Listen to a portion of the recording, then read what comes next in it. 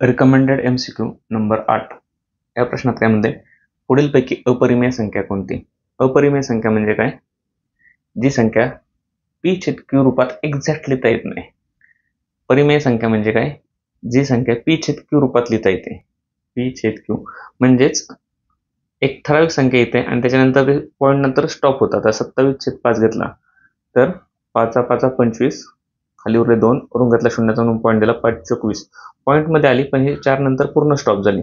ही परिमेय संख्या पूर्ण स्टॉप झाली. किंवा रिपीटेड झालंय. चौथा पर्याय बघा 10.05 हे 05 परत असं बऱ्याच वेळा 05 आहे किती पण पुढं हे रिपिटेशन असलं तरी परिमेय संख्या असते. फक्त प्रॉब्लेम अपरिमेय संख्या कधी येते, हे स्टॉपच होत नाही आणि त्याचं रिपिटेशन पण नसतं. म्हणजे 3.41 3.7 2 1 काहीतरी वेगवेगळे येत जातात अंक. रिपिटेशन नसतं आणि थांबत पण नाही. त्या अपरिमेय संख्या. आता ही 0.5 रिपिटेशन म्हणजे परिमेय झाली. ही 5.4 पूर्ण थांबली परिमेय झाली. 25चा स्क्वेअर रूट वर्गमूळ 5 आलं पूर्ण थांबली परिमेय. फक्त ज्या संख्यांचं पूर्ण स्क्वेअर रूट निघत नाही, पूर्ण वर्गमूळ निघत नाही परफेक्ट, त्या सगळ्या संख्या अपरिमेय येतात कारण ते थांबतच नाही, पुढे कंटिन्यू चालू राहतात. लक्षात म्हणून पर्याय नंबर 3. अशाच नवीन गोष्टी शिकायच्या असतील तर आपलं ॲप्लिकेशन डाउनलोड करा. डिस्क्रिप्शन बॉक्समध्ये आहे. थँक्स.